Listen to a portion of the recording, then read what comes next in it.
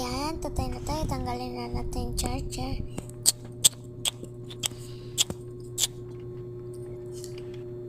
Ayan si Papa tulog. Yan.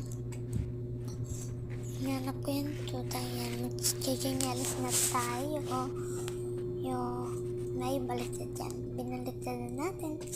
Lakad tayo. Oh my God, yan. May nakita pa akong tira kasi nagugutom na ako. Yan.